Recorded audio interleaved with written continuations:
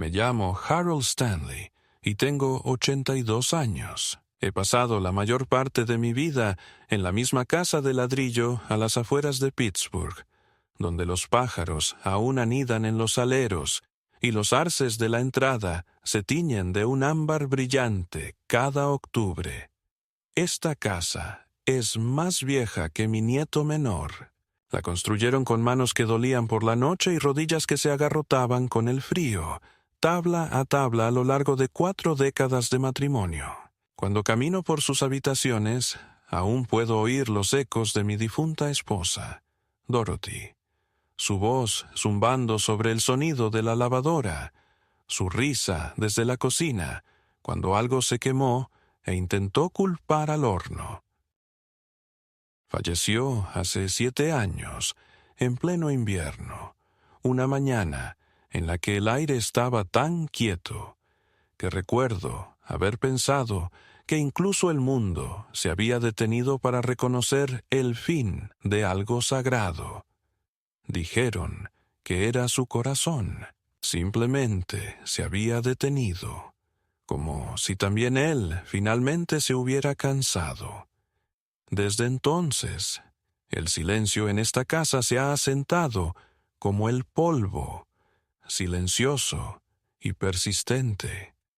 Hago lo que puedo. Cuido el jardín trasero que tanto le gustaba, aunque las rosas no han florecido bien desde que se fue. Cocino comidas sencillas, principalmente patatas y verduras hervidas, y sigo sentada a la cabecera de la mesa del comedor, frente a la silla vacía donde solía estar Dorothy. Mi hijo, Tom, dice que debería mudarme. Dice que la casa es demasiado para alguien de mi edad, que debería considerar una residencia asistida, lo cual dice como si fuera una merced, no una condena. Es planificador financiero o arquitecto de patrimonio, como presume su tarjeta de presentación, lo cual me parece pomposo y vagamente ridículo. Entiendo su preocupación superficialmente. Ahora cojeo al caminar. Las escaleras me cansan. A veces olvido dónde dejo mis gafas para leer, pero tengo la mente despejada. Mi corazón todavía duele con ritmos precisos y familiares. Sigo firmando cheques. Todavía recuerdo el año en que refinanciamos la hipoteca y el nombre del empleado que nos ayudó. No soy, como Tom a veces parece sugerir, una planta de interior moribunda que necesite ser reubicada en un alféizar soleado. Aún así, lo menciona constantemente. Las llamadas empiezan con bastante amabilidad. ¿Cómo estás, papá? ¿O viste el partido de anoche? Swing, pero siempre terminan con alguna variación de «es hora de dejar la casa». Ya no es práctica. Su esposa, Celeste, rara vez habla durante estas visitas, pero cuando lo hace con esa voz que usan los adultos con los niños pequeños. Lenta, artificialmente suave, cada palabra cargada de una supuesta superioridad. Debes estar muy cansado de cuidar esto tú solo, susurró una vez, mientras sus ojos ya recorrían la sala como si estuviera midiendo el espacio para la reventa. Me canso, sí, pero es el tipo de cansancio que viene del recuerdo, del dolor, del peso constante de los días. No es el tipo de cansancio que me hace estar lista para entregar todo lo que he construido a personas que apenas me visitan a menos que haya papeleo que firmar. Los veo, Tom, Celeste, mis 2 nietos, quizás 2 veces al año ahora, generalmente en Acción de Gracias y un fin de semana de verano, si alguien se acuerda. Se sientan rígidos en el mismo sofá en el que Dorothy una vez se estiró durante las tardes lluviosas. Beben sus bebidas a sorbos y hacen preguntas educadas sobre mi salud. Y respondo con la mayor honestidad posible, sin revelar el miedo sigiloso de que a veces, en mitad de la noche, olvide cómo sonaba la voz de Dorothy. Los nietos, Austin y Bree, son adolescentes ahora, pegados a sus teléfonos, sonriéndome por obligación. Solía sostenerlos cuando eran bebés, cantándoles viejas canciones populares en sus suaves oíditos. Me pregunto si lo recuerdan. Me pregunto si les importa. Últimamente, Tom se ha vuelto más insistente. Hace unos meses vino con un hombre con blazer que recorrió mi casa como si ya la imaginara destripada y preparada para una jornada de puertas abiertas. Solo está aquí para ayudarnos a evaluar las opciones, dijo Tom, pero yo entendía la verdad. Ellos ven la casa como capital muerto, un rincón olvidado de su futura herencia. Yo la veo como el único lugar que aún carga con todo el peso de quien soy. El porche trasero donde le leía libros a Dorothy en verano. La encimera de la cocina que desportilló, intentando abrir una botella de vino sin sacacorchos. La pequeña grieta en la pared del pasillo de cuando intenté colgar su cuadro favorito, sin usar el montante. No son defectos, son huellas.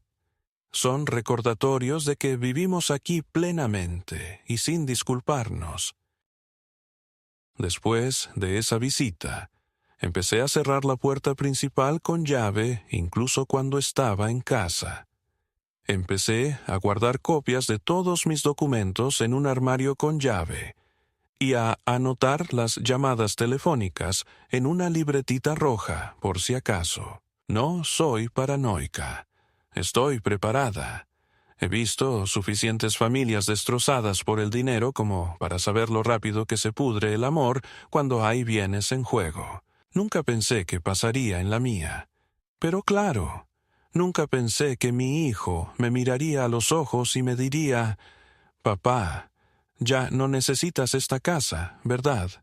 Como si ser dueño fuera una cuestión de resistencia física, no de memoria ni de significado. Dijo que era demasiado mayor para tener una propiedad. Esa frase, demasiado mayor para tener una propiedad, me dio vueltas en la cabeza durante días. ¿Qué significa eso? ¿Tiene ahora fecha de caducidad la dignidad? ¿Tiene fecha de caducidad la autonomía? Construí esta casa cuando solo tenía callos y sueños. Me trasnochaba haciendo trabajos de electricidad con una linterna entre los dientes. Pagué la hipoteca recortando cupones y saltándome vacaciones. Y ahora, como no corro 8 kilómetros al día ni conduzco un coche nuevo, se supone que debo cederla como un inquilino confundido al que el paso del tiempo desaloja. No lo creo. Hay algo que se aprende cuando se sobrevive a la mitad de las personas que se aman. Se aprende que la pérdida no suaviza el mundo, lo agudiza. Te muestra quién te ve desvanecerse y quién te ayuda activamente a desaparecer. Puede que sea viejo, pero aún no me he ido. Y en cuanto a la casa, pronto lo aprenderán. Porque lo que hice con la escritura lo cambiará todo. Todo empezó con un portapapeles y una sonrisa fingida. Un sábado por la mañana abrí la puerta y me encontré con Tom junto a un hombre con camisa y corbata impecables que se presentó como Zach de Estate Solutions, aunque lo dijo con la cadencia de quien recita un nombre por 100ª vez. Tom sonrió con aire satisfecho, como si se creyera convincente. «Papá, solo estamos revisando opciones», dijo mientras entraba sin esperar invitación. Zack me siguió, ya examinando la casa como si la estuviera catalogando mentalmente. Metros cuadrados, luz natural, potencial de reventa. Comentó sobre el carácter original de los paneles de madera, que yo sabía que era el código para necesita una renovación. Tom dijo que estaban buscando maximizar el valor de mercado de la casa antes de que baje más, lo que sonaba a que yo era una gotera o un calentador de agua en mal estado. Me quedé de pie en medio de la sala, con las manos en los bolsillos, intentando no mostrar lo fuerte que me latía el corazón. Recorrieron la casa juntos como si yo no estuviera, tomando notas en un portapapeles, hablando en voz baja que apenas disimulaba su entusiasmo. Capté fragmentos, distribución estupenda, potencial de inversión, mercado en auge. Y Tom asintió como si todo estuviera decidido. No dije mucho. No podía. Temía que si abría la boca no saldrían palabras, sino un aullido de traición. Tom ya había mencionado vender la casa, pero nunca así. Nunca con un agente inmobiliario midiendo las paredes. En un momento dado, Zack me preguntó, casi con naturalidad, si alguna vez había considerado mudarme a una residencia para personas mayores. Algunos tienen programas sociales increíbles últimamente, señor Stanley. Noches de cine, cenas compartidas. Puede que lo disfrute mucho. Sonrió como si me acabara de dar un regalo. No dije nada, solo lo miré, y algo en mi mirada debió de notarse porque se disculpó rápidamente para revisar la distribución del sótano. Cuando Tom y yo volvimos a estar solos, por fin fue al grano. Se sentó frente a mí en la mesa de la cocina, la misma mesa donde solía comer sándwiches de mantequilla de cacahuete después de la escuela y contarme sobre sus exámenes de ortografía. Su voz era tranquila, ensayada. Papá, sabes que solo pensamos en lo mejor para ti. Estás solo en esta casa. Es demasiado. No es seguro. ¿Y si te caes? ¿Y si pasa algo y nadie se entera durante días? Se inclinó hacia adelante. Ya he hablado con algunos compradores. Hay mucho interés. Si actuamos rápido, podemos conseguirte un buen lugar en la residencia Fairview, y aún nos sobrará dinero para ahorrar para tu cuidado. Lo miré fijamente, intentando procesar lo que acababa de decir. La residencia Fairview, eso era una residencia limpia, tranquila y bien gestionada, donde la gente era olvidada poco a poco.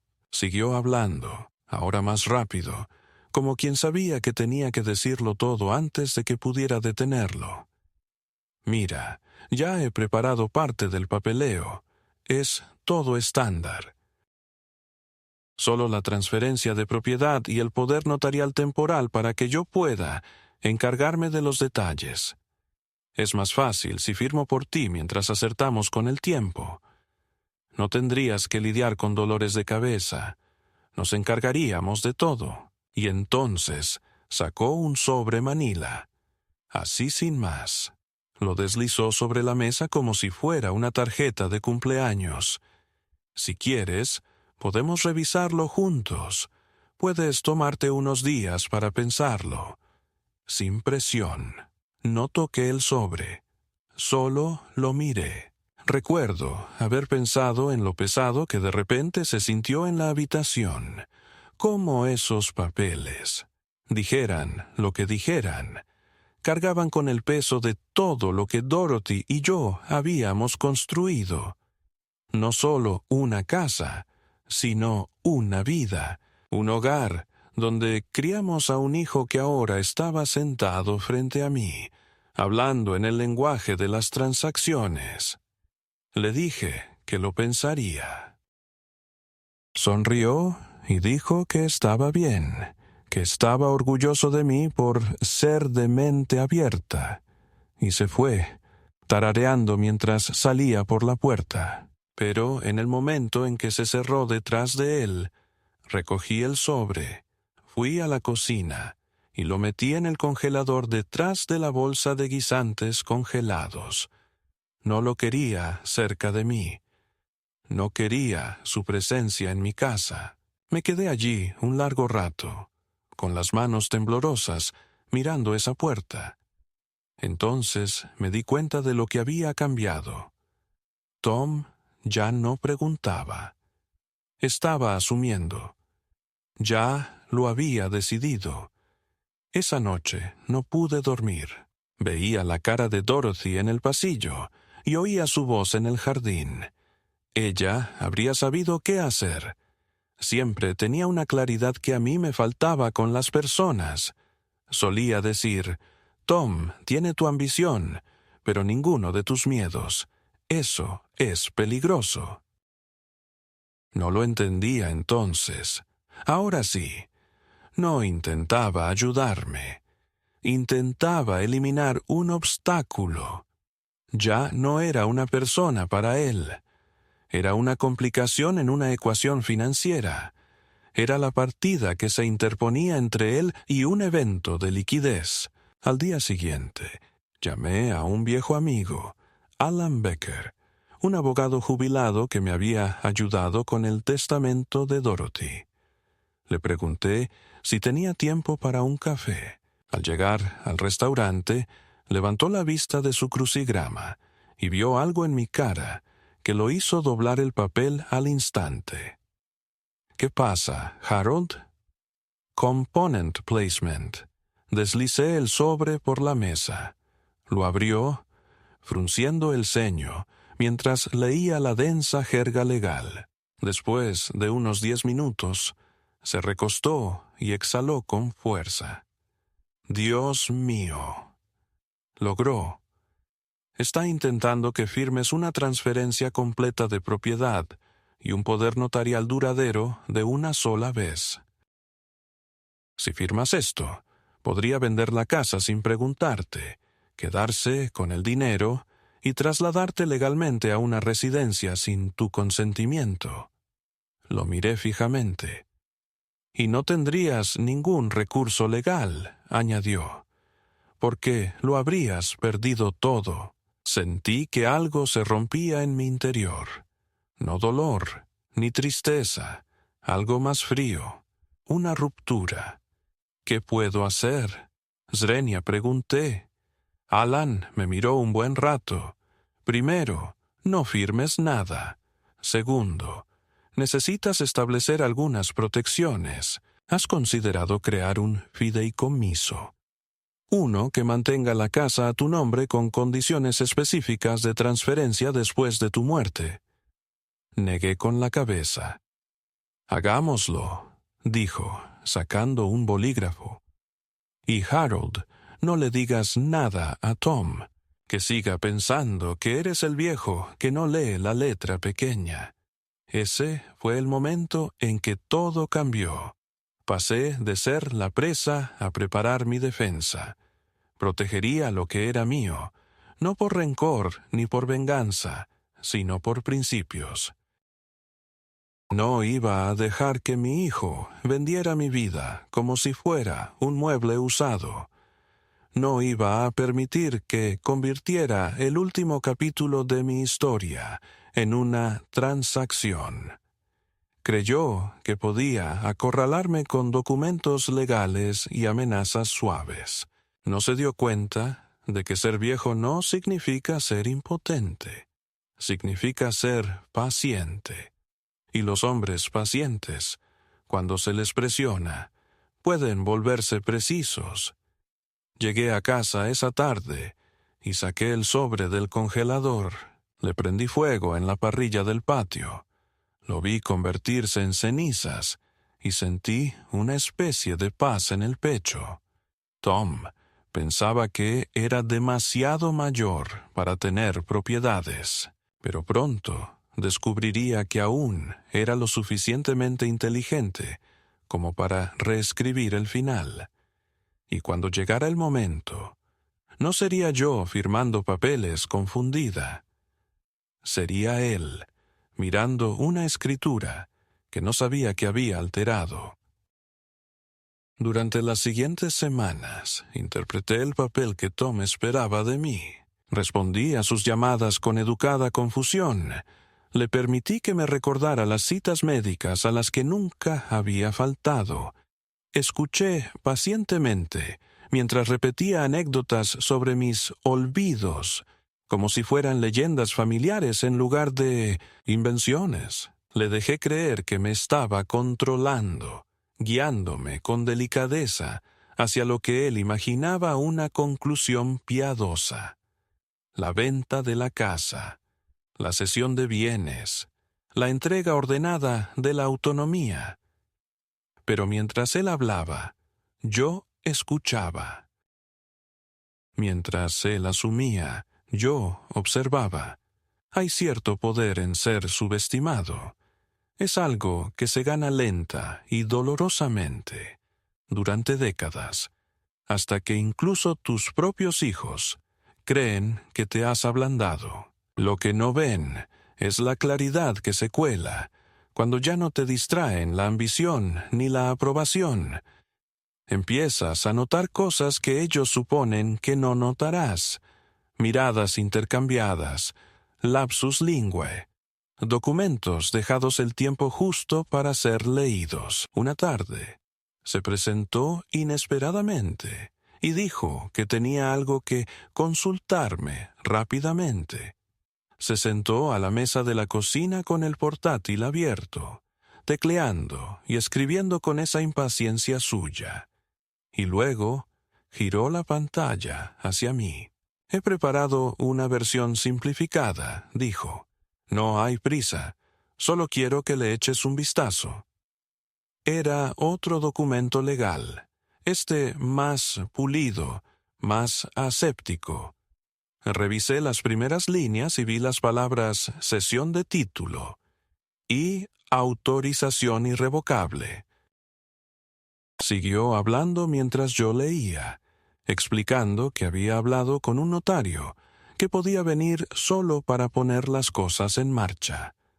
Asentí. Le devolví el portátil sin decir palabra y le pregunté si quería café. Declinó. Dijo que tenía una reunión en 20 minutos y se fue con una sonrisa, como si acabara de cerrar un trato. En cuanto se cerró la puerta, me senté a la mesa y dejé que el silencio se expandiera hasta llenar cada habitación. Esto no era preocupación. Esto no era amor disfrazado de eficiencia. Esto era maniobra. Mi hijo, mi propia sangre, estaba tratando de quitarme algo no porque lo necesitara, sino porque creía que yo había perdido el derecho a conservarlo. Llamé a Alan al día siguiente y le dije que ya era hora. Nos reunimos en su oficina, que era más bien un solario reformado en la parte trasera de su casa, con archivadores que olían a polvo y cuero. Me enseñó la documentación del fideicomiso en vida que había preparado, un documento vinculante que protegía la casa con condiciones específicas. Conservaba la residencia y el control vitalicios, y ninguna venta ni transferencia podía realizarse sin mi consentimiento explícito, incluso después de mi muerte. Añadí una cláusula que establecía que cualquier intento de coaccionar, manipular u obtener fraudulentamente el control de la propiedad desencadenaría una congelación legal. Alan asintió mientras firmaba, con la boca apretada en una fina línea. «¿Seguro que quieres hacer esto, Harold?», Zrenia preguntó. Lo miré. «Estoy seguro». Y lo estaba. No porque quisiera castigar a Tom, sino porque quería recuperar la parte de mí que poco a poco me habían convencido de entregar. Esa noche, Tom volvió a llamar. «Hola, papá. Solo quería saber cómo estás. ¿Pudiste ver el documento que te envié?» Le dije que todavía lo estaba pensando, que estaba un poco cansada. Suavizó el tono al instante, como quien cree estar hablando con una mente que se desvanece. «No te preocupes, no hay prisa. Me paso este fin de semana. Quizá traiga a Celeste. Podemos revisarlo juntos, página por página». Dije que estaría bien. Se rió y dijo: «Eres el mejor, papá. Te quiero». Y colgué sin responder. El sábado llegaron justo después del mediodía. Celeste tenía esa expresión de silencio que siempre tenía cuando intentaba ser amable. Tom entró de nuevo con su portátil, seguro de sí mismo, desplegándolo ya sobre la mesa como un ritual. «Revisemos esto», dijo, sacando el documento. Hicimos algunos ajustes. Simplificamos el lenguaje. Los observé ejecutar la coreografía de la manipulación. Celeste sonriendo cuando creía que estaba confundida. Tom haciendo pausas cada pocas líneas para explicar cosas que él mismo apenas entendía. Los dejé hablar. Incluso asentí un par de veces y tomé notas en el margen con un lápiz sin filo. Luego, con mucha calma, aparté los papeles y dije: «De hecho, tengo algo que enseñarles». Me levanté, fui al cajón y regresé con una sola página. Un resumen notariado del fideicomiso. Lo deslicé por la mesa. Durante unos segundos, ninguno de los dos se movió. Entonces, Tom lo cogió y lo leyó rápidamente, apretando los labios al llegar a la línea de la firma. «¿Qué es esto?», Locke preguntó, aunque ya lo sabía. «Es la nueva escritura», dije. «La casa ya no está a mi nombre, está en un fideicomiso. La controlo por completo hasta mi muerte, y después de eso no es tuya. Va a una dotación». Celeste fue la primera en reaccionar. «Una dotación». «Swing», dijo, alzando la voz. «¿La vas a regalar a desconocidos?» Tom se levantó, la silla chirriando ruidosamente contra el suelo. «¿Qué demonios es esto, papá? Nos estás dejando fuera, después de todo lo que hemos hecho por ti». Lo miré y sentí algo entre tristeza y serenidad. «¿Todo lo que has hecho por mí?», Zrenia pregunté en voz baja. «Como intentar engañarme para que firme la cesión de mi casa. Como asumir que soy demasiado estúpida para saber lo que hace un poder notarial». No lo negó, simplemente se quedó allí, furioso, con las manos apretadas. Celeste le agarró el brazo, intentó calmarlo, pero él se apartó. «Estás senil», dijo. «Ni siquiera sabes lo que haces. Esto es maltrato a personas mayores, contra ti mismo». Casi me reí. No porque fuera gracioso, sino porque era patético. «No, Tom», dije. «Lo que intentaste hacer es maltratar a personas mayores. Lo que hago es protegerme. Tú provocaste esto. Me demostraste quién eras. Y te creí». El silencio que siguió fue denso e incómodo. Se fueron poco después. Tom murmurando que me vería en el juzgado. Celeste evitando mi mirada. Al cerrarse la puerta tras ellos, sentí que una quietud se apoderaba de la casa, no de la soledad, sino de la determinación, la que llega después de una tormenta. Por primera vez en años, me sentí despierto, no como un anciano esperando lo inevitable, sino como alguien que había encontrado la fuerza de voluntad para resistir la silenciosa desaparición que tan a menudo trae la edad. El juego había cambiado. Habían intentado borrarme, pero yo había reescrito el guión. Pensaron que me iría en silencio, pero aún tenía voz, y la iban a escuchar. El día que llegó la carta fue la primera vez que comprendí de verdad hasta dónde estaba dispuesto a llegar Tom. Había estado podando los setos del jardín delantero, algo que Dorothy siempre insistía en que le daba a la casa una imagen digna de volver.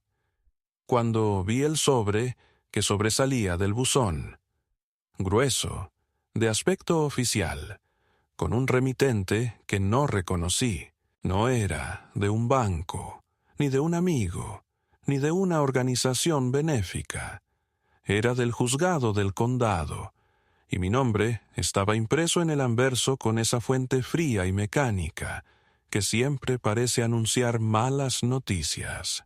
Lo llevé dentro, me lavé las manos y lo abrí en la mesa de la cocina, con la misma inquietud con la que se descubre una herida. El lenguaje era clínico, casi brutal en su distanciamiento, una solicitud de tutela, alegando facultades cognitivas disminuidas, potencial autolesión e incapacidad para gestionar asuntos financieros. El solicitante, Thomas Stanley, mi hijo, de hecho, lo había hecho. Había solicitado que me declararan legalmente incompetente. Al principio, pensé que la estaba malinterpretando. Releí la carta 2 veces, luego una tercera, y cada vez confirmaba lo que me negaba a creer. Mi propio hijo había ido a juicio a mis espaldas, y había argumentado que yo no era mentalmente capaz de cuidar de mí misma, que representaba un riesgo para mi bienestar, y que, por lo tanto, debía tener plena autoridad sobre mis decisiones personales y financieras. Esperaba resistencia tras crear el fideicomiso, tal vez algunas amenazas o palabras duras. No esperaba un ataque formal a mi personalidad. Ya no se trataba solo de la casa. Se trataba de borrar mi voz, de convertirme en la pupila de alguien que ya había decidido que era desechable. Me senté a la mesa un buen rato, mientras el sol se deslizaba por el suelo en largas y sigilosas sombras, y recordé cuando llevaba a Tom a hombros por el parque, su risa derramándose sobre mí como la luz del sol, sus manitas enredadas en mi pelo. ¿Cómo reconciliar a ese muchacho con el hombre que se presentaría frente a un juez y lo declararía incapaz de vivir? Llamé a Alan de inmediato. Contestó al primer timbre, y ni siquiera lo saludé. Solo leí el primer párrafo de la carta. Escuchó en silencio y luego dijo, con esa voz firme que le caracteriza: lucharemos contra esto, Harold. Pero tienes que estar preparado. Ahora se está poniendo duro. Esa tarde fui a su oficina y empezamos a reunir todo lo necesario: historiales médicos, declaraciones de impuestos, declaraciones de testigos, documentos notariales, todas las pruebas mundanas de competencia que nadie debería tener que recopilar, solo para afirmar que sigue siendo humano. Alan organizó una evaluación psicológica independiente, y la asistí como un hombre a juicio por su propia cordura.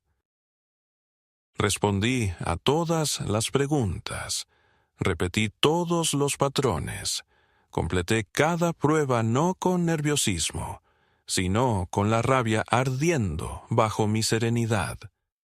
no iba a darles ni una sola oportunidad para que se aprovecharan de mí. Una semana después, recibí otro sobre, esta vez del abogado de Tom. Adjunto había una oferta de conciliación, proponiendo que se diera voluntariamente la autoridad financiera a Tom a cambio de una transición cómoda a una residencia asistida y una modesta asignación mensual. Lo presentaron como un gesto de bondad, un compromiso para evitar más acciones legales. Leí la carta una vez y luego la trituré lentamente, pasándola por la máquina como si fuera un sacrificio a la parte de mí que antes anhelaba la reconciliación. Ahora sabía que esa posibilidad ya no existía. El hijo que amaba se había ido, y en su lugar estaba un hombre tan obsesionado con el control y la herencia que intentaría dejar huérfano, legalmente, a su propio padre mientras aún viviera. La siguiente audiencia estaba programada para el mes siguiente. Hasta entonces, vivía en un estado de silenciosa preparación, como un soldado en una trinchera, esperando la siguiente descarga. Seguía regando el jardín, leyendo el periódico, escribiéndole cartas a mi difunta esposa, pero todo estaba teñido ahora por la certeza de que me perseguían. Cada llamada telefónica me parecía sospechosa. Cada golpe a la puerta me aceleraba el pulso. Empecé a grabar conversaciones, hice copias de seguridad de todos los documentos, revisé la documentación del fideicomiso tantas veces que podía recitarla de memoria. Incluso redacté un segundo testamento, uno que desheredaba clara e inequívocamente a Tom y a cualquiera que actuara en su nombre. Le di una copia a Alan y otra a una caja de seguridad a mi solo nombre. Era metódico, exigente, implacable. Había dedicado mi vida a construir algo que valía la pena proteger. No iba a dejar que lo desmantelara alguien que creía que la edad es igual a la obsolescencia. Una noche recibí una llamada de Celeste. Su voz era tensa, quebradiza. Dijo que Tom no dormía, que estaba preocupado por mí, que tal vez podríamos sentarnos y llegar a un acuerdo. Le pregunté, con mucha calma, si había leído los documentos judiciales que él presentó. Dudó un momento, y luego dijo en voz baja, «Solo quiere lo mejor para todos». Le di las gracias y colgué. No quedaba nada más que decir. Esa noche me quedé en el porche con una taza de té y miré hacia la calle, donde las luces de los porches de mis vecinos se encendían, una a una. Por primera vez en mucho tiempo, no tenía miedo, me sentía resuelta. Este era el punto medio. La guerra había comenzado, pero yo seguía de pie, y no iba a ninguna parte. En las semanas previas a la audiencia judicial, la naturaleza del conflicto cambió de una forma inesperada. Dejó de ser solo una batalla legal por la tutela y el control. Se convirtió en algo más corrosivo, más insidioso.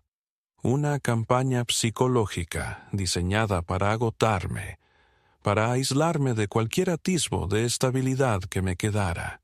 Las llamadas de viejos amigos empezaron a disminuir, y cuando hablaba con alguien a quien conocía de años, había una extraña vacilación en sus voces, un sutil cambio de tono que dejaba claro que se habían dicho algo a mis espaldas. Una vecina, una amable viuda llamada June, que solía traerme pan de plátano los domingos, dejó de saludarme por completo. Cuando me la encontré en el supermercado y le pregunté cómo estaba, Me dedicó una sonrisa educada pero nerviosa, y murmuró algo sobre llegar tarde a comer antes de irse rápidamente. No necesitaba adivinar qué estaba pasando. Tom estaba hablando, o, mejor dicho, dando vueltas. Quedó claro que mi hijo no se conformaba con intentar quitarme la autonomía por la vía legal. También intentaba construir un caso social, plantando la imagen de un anciano decrépito, cuya paranoia y confusión habían alcanzado niveles peligrosos. No le bastaba con ganar en los tribunales. Quería que el mundo lo viera como el hijo cariñoso y responsable, con un padre que se desmoronaba. Un conocido de la iglesia me contó que Tom había hablado con el pastor, presentando la situación como un declive desgarrador y pidiendo oraciones. Un antiguo colega me contó que Tom había pasado por la oficina donde solía ser voluntario, insinuando amablemente que tal vez ya no estaba preparado para las responsabilidades comunitarias. Fue una lenta erosión de la credibilidad, diseñada para desarmar cualquier apoyo que pudiera quedarme. Y, aún así, me negué a inmutarme. Guardé todos los recibos, anoté todas las conversaciones sospechosas y seguí asistiendo a mis citas con una atención tan minuciosa que incluso a mí me asustaba.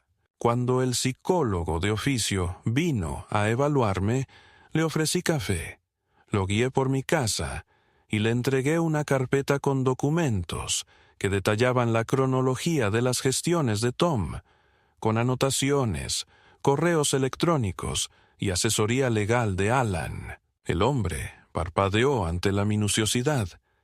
La mayoría de la gente no se prepara así, dijo, tomando notas mientras hablaba. Sonreí sin humor y respondí. A la mayoría de la gente no la persiguen sus propios hijos. Su expresión me indicó que lo entendía. Entonces vino el acto más descarado de todos.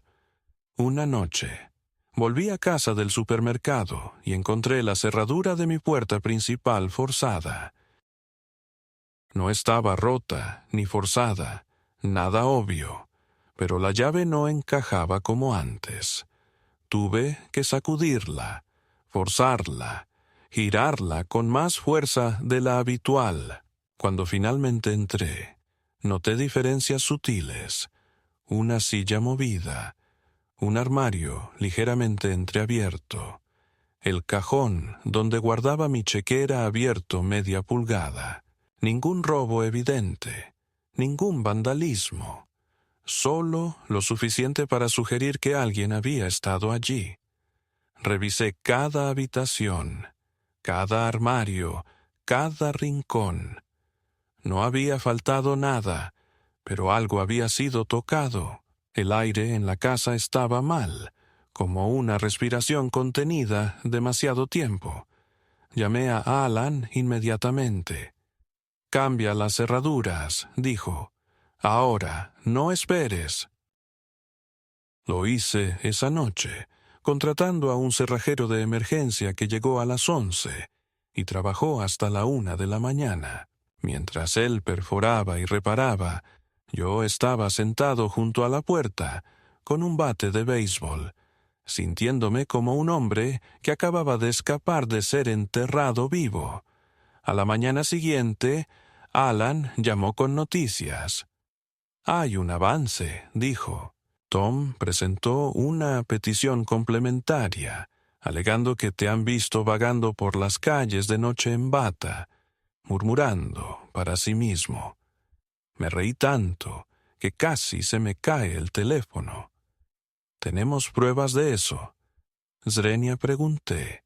«Un informe policial, una declaración de un testigo». Zrenia suspiró Alan. «No, pero se ha presentado ante el tribunal como testimonio de apoyo.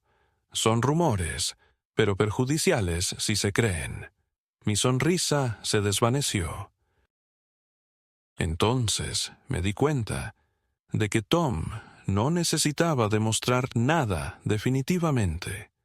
Solo necesitaba generar suficientes dudas, hacer que la pregunta pareciera creíble, plantar la semilla, dejar que crezca. No salí de casa durante los siguientes días, no por miedo, sino por estrategia. Lo documenté todo. Escribí diarios, grabé notas de voz, coloqué una cámara de movimiento en el pasillo por si alguien intentaba entrar de nuevo. Y cuando llegó el día de la audiencia, entré al juzgado no como un anciano frágil, sino como alguien dispuesto a luchar por su identidad con todas sus fuerzas. La sala estaba aséptica, con paredes beige y fluorescentes parpadeantes que daban a todos una palidez enfermiza. Tom ya estaba sentado, flanqueado por su abogado y Celeste, ambos vestidos como si asistieran a una presentación corporativa. Asentí al entrar. No me devolvió el saludo. El procedimiento comenzó con la jueza, una mujer de unos 60 años, de mirada penetrante y voz entrecortada, pidiendo a ambas partes que presentaran sus posturas.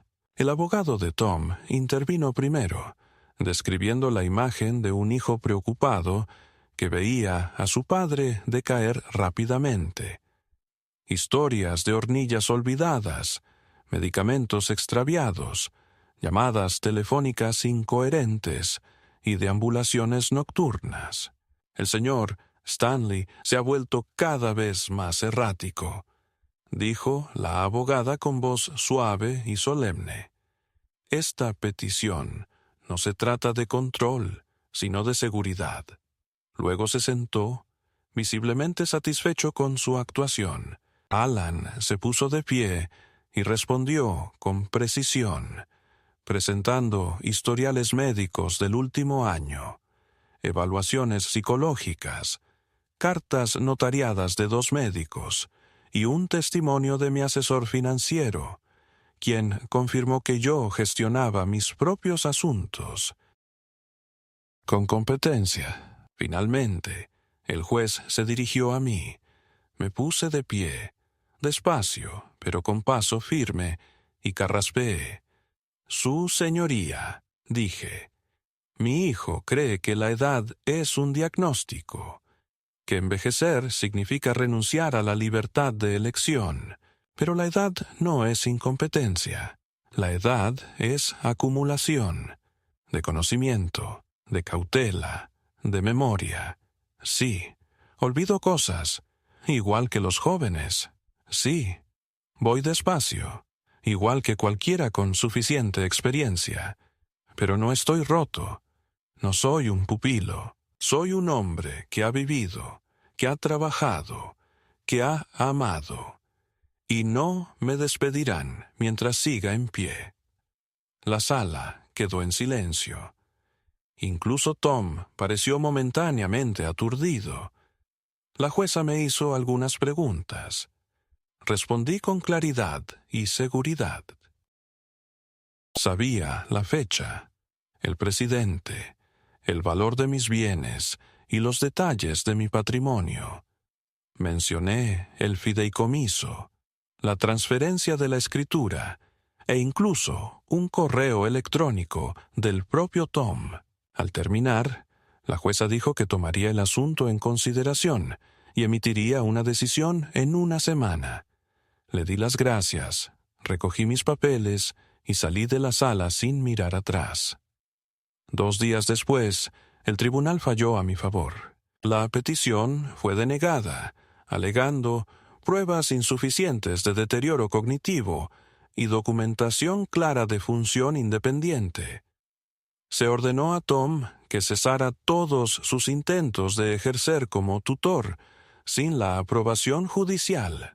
Fue una victoria, sí, pero se sintió más como un armisticio que como una paz, porque sabía, en el fondo, que Tom no había terminado. La gente como él no se detiene, se reagrupa. Y yo, un anciano, quizá, pero aún no derrotado, comencé a prepararme para el siguiente ataque, porque si volvía a por mí, sería la guerra. Y esta vez lo tomaría todo: la casa, el dinero, el nombre y la última ilusión de que la familia, solo por sangre, da derecho a la propiedad de la vida de otro hombre. Tras la decisión del tribunal, pensé que habría un momento de silencio, una breve tregua en la que Tom se retiraría, se lamería las heridas, tal vez incluso reflexionaría sobre la magnitud de lo que había intentado hacer. Me equivoqué. El silencio que siguió no fue un final, sino una recalibración, y sabía que si esperaba a que volviera, sería con más astucia, más desesperación y menos rastros de vergüenza. Así que no esperé. Ataqué primero. Contacté con una inmobiliaria a través del contacto de Alan, una mujer llamada Marlene Page, que llevaba más de 30 años en el negocio y había visto muchas guerras familiares disfrazadas de ventas de propiedades. Me recibió con un firme apretón de manos, una mirada penetrante y una comprensión silenciosa que no necesitaba explicación. No solo vendemos casas, dijo. Cerramos capítulos y abrimos otros nuevos. Le entregué la documentación del fideicomiso y le dije que quería iniciar el proceso para liquidar mi parte, o toda la propiedad, si es posible, añadí, aunque no consientan. Revisó la escritura, asintió lentamente y dijo: «Pueden gritar, pero no pueden detenerte». En una semana, la propiedad había sido tasada formalmente y se había preparado un listado, aunque por razones legales requería una notificación formal a los otros copropietarios, Tom y Celeste. La notificación se envió por correo certificado, como era obligatorio. Sabía lo que vendría después: rabia, acusaciones, llamadas que no contestaría. Pero había esperado demasiado. Había pasado años intentando ser paciente, generosa, indulgente. Le había abierto la puerta a un hijo que me veía como nada más que un futuro patrimonio. Había firmado cheques cuando debería haber hecho preguntas. Ahora solo quedaba actuar. Al tercer día de recibir la carta, Tom apareció en mi puerta sin avisar. Lo observé a través del cristal durante varios minutos antes de abrirla. Tenía el rostro enrojecido. Las manos le temblaban no de pena ni tristeza, sino de furia. «¿Qué demonios es esto?», dijo, sosteniendo la carta en una mano, arrugada y manchada de sudor. «¿Intentas vender la casa? ¿Quieres forzar una venta?». No dije nada por un momento. Luego respondí con calma: «También es mi casa. Un tercio, al menos. Me dijiste que era demasiado mayor para tener algo. Simplemente te estoy demostrando que te equivocas». Me miró como si no reconociera al hombre que tenía frente a él. «Esto es una locura. Lo destruirás todo. El fondo universitario de Bree, nuestra hipoteca. ¿Quieres humillarnos?». Negué con la cabeza. «No, Tom. Quiero acabar con la ilusión de que te lo has ganado.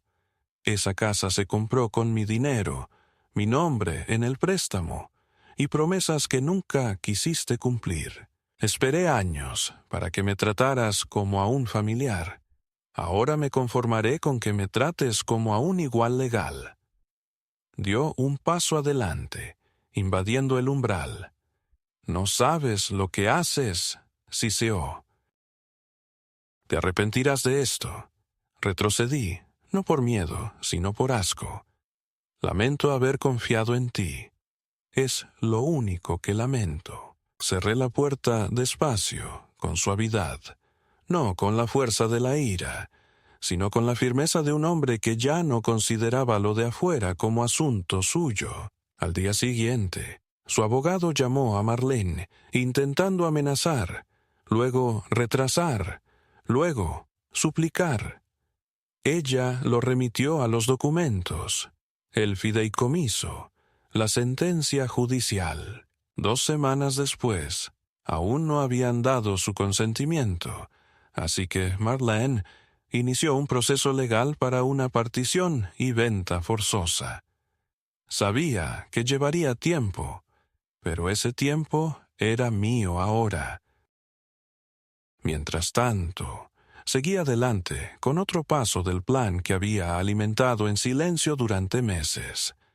Solicité al Departamento de Vehículos Motorizados la transferencia de propiedad de la camioneta roja que Tom había aparcado en mi garaje durante más de 1 año y no se había movido. En el papel, seguía siendo copropietario. En la práctica, era una propiedad abandonada en mi terreno. Después de presentar los formularios correspondientes y esperar el plazo de 30 días, el coche era legalmente mío. Se lo vendí a un vendedor de segunda mano por un precio justo y deposité el cheque en mi cuenta personal. El total fue de casi $40,000.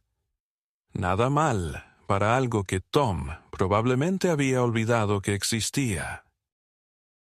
1 semana después, fui al banco y cerré formalmente la cuenta conjunta que Tom y yo habíamos abierto años atrás, creada originalmente para cubrir emergencias, y que él había usado indebidamente durante mucho tiempo para desviar dinero con su discreta arrogancia. La cuenta contenía $27,000, acumulados por depósitos que había hecho mes tras mes, sin un solo agradecimiento. Transferí todo el saldo a mi cuenta privada y firmé los formularios necesarios. La banquera me miró y dijo: «Señor Stanley, ¿está seguro de que quiere hacer esto?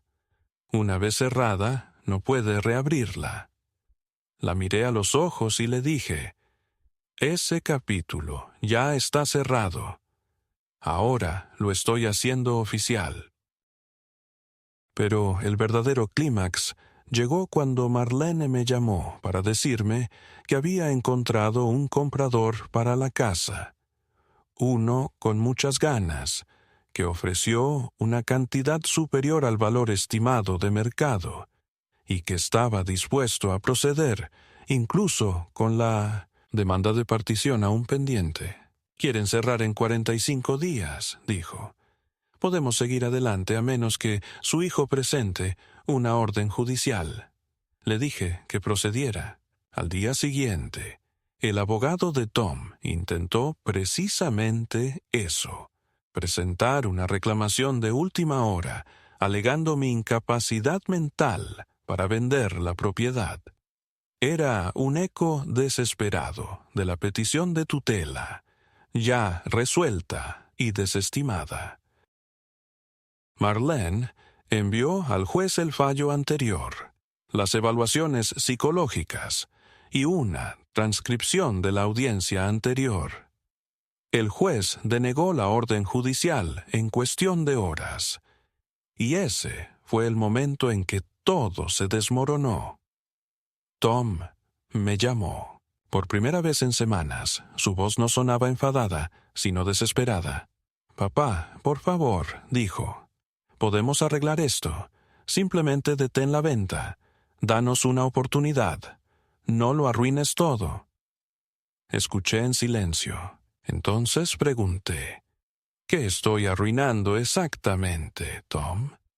«La casa que intentaste robar. La vida que intentaste borrar. Tienes suerte de que solo me quite lo que es mío, porque si me quitara lo que merezco, no te quedaría nada». La línea se quedó en silencio, Y entonces dijo, «Morirás solo, ¿sabes? Te sentarás en esa casa, y te pudrirás, y nadie vendrá». Casi sonreí. «Eso es lo que nunca entendiste», respondí. «He estado solo desde el día en que murió tu madre. Tú lo hiciste realidad». Colgué, fui a la cocina, me serví una taza de té y me senté junto a la ventana. Afuera, la luz del atardecer se derramaba sobre la calle, cálida y dorada. Había hecho lo que debía hacer. Me había plantado cuando esperaban que me rindiera. Y ahora, pasara lo que pasara, lo afrontaría con mis propias condiciones. Porque habían intentado darme por perdido, enterrarme vivo bajo una montaña de papeleo y mentiras educadas. Pero me había salido de la nada. Había recuperado mi nombre, mi propiedad, mi voz. Y si eso me convertía en el villano de su historia, que así fuera. Preferiría ser el villano con dignidad que el padre que fue silenciosamente borrado. La casa se vendería. El dinero sería mío. Y Tom aprendería que la edad puede embotar el cuerpo, pero agudiza el alma. Y yo, Harold Stanley, aún no había terminado. La casa se vendió a finales de la primavera, durante una de esas semanas extrañas en las que Pittsburgh olvida que es una ciudad gris, y el sol se extiende por cada tejado y ventana, como una segunda oportunidad. Marlene llamó para confirmar que la transferencia se había realizado y que los fondos estaban a salvo en mi cuenta. Le di las gracias, no con la euforia que ella podría haber esperado, sino con la silenciosa gratitud de un hombre que finalmente ha pasado la última página de un largo y doloroso capítulo. Los nuevos dueños, una pareja de jubilados del norte del estado de Nueva York, me enviaron una carta agradeciéndome por mantener viva el alma de la casa. No respondí. La casa ya no me pertenecía, ni tampoco los recuerdos que contenía. Me había llevado lo que podía cargar, y el resto lo dejé atrás como piel mudada. Me mudé a un modesto apartamento al otro lado de la ciudad. Nada grandioso, solo 2 habitaciones, un balcón y una tranquila vista del parque. Lo llené solo con lo que importaba. Unas cuantas fotos de Dorothy, mis libros, el viejo reloj de madera que ella adoraba, y la carta que mi nieto Austin había dejado una vez debajo de mi almohada cuando tenía 10 años, escrita con letras torcidas que decía: «Eres el hombre más fuerte que conozco». Ese papel, desgastado y doblado 100 veces, aún vive en el cajón de mi mesita de noche. No he hablado con Austin ni con Bree desde la pelea final con Tom, aunque he escuchado susurros de que Bree le preguntó a su madre si podía escribirme y le dijeron que no. Eso dolió, más de lo que esperaba. Pero he aprendido que el dolor, a mi edad, es como el clima. No puedes detenerlo, pero aprendes qué abrigos usar. Tom no me ha contactado desde que se cerró la venta, ni cartas, ni llamadas, ni siquiera la indignación performativa que pensé que vendría después. Es como si me hubieran borrado del libro de cuentas familiar, como si ya no se pronunciara en voz alta. Y, curiosamente, ese silencio, antes aterrador, ahora se siente como un alivio. Cuando me preguntan, digo que mi hijo vive en otro estado, lo cual es cierto en todos los sentidos. A veces me pregunto si se arrepiente, si a altas horas de la noche oye mi voz en lo más profundo de su conciencia. Pero entonces recuerdo la fría eficiencia de sus acciones, la calma que mantuvo mientras intentaba reducir mi vida a una transacción. Y sé que no hay arrepentimiento en él, solo hambre. Con el hambre no se negocia, se la mata de hambre. Con lo recaudado por la casa hice algo inesperado. Creé una pequeña fundación privada, a nombre de Dorothy, The Dorothy Stanley Shelter Trust, destinada a apoyar a personas mayores en riesgo de quedarse sin hogar debido a la negligencia familiar o la manipulación financiera. Alan me ayudó con el papeleo y, en un mes, financiamos a los primeros 5 beneficiarios de la subvención. Las historias que me enviaron, de niños que vaciaron sus ahorros, de residencias de ancianos que se les impusieron sin previo aviso, de vidas reducidas a contenedores y camas de hospital, confirmaron lo que temía. Mi historia no era única, pero no tenía por qué terminar igual. En cada carta que les escribía, terminaba con las mismas palabras: sigue siendo dueño de tu nombre. Ahora, mis días son sencillos. Me despierto temprano, tomo café en el balcón y veo cómo el mundo me olvida lenta y suavemente. Y, sin embargo, hay paz en ese olvido. Nadie me pide que firme mi futuro. Nadie mide mi valor en metros cuadrados ni en facturas de servicios. Nadie me visita por obligación ni me habla como si fuera una carga. Estoy solo, sí, pero es la soledad de un hombre que ha elegido la soledad por encima del rendimiento.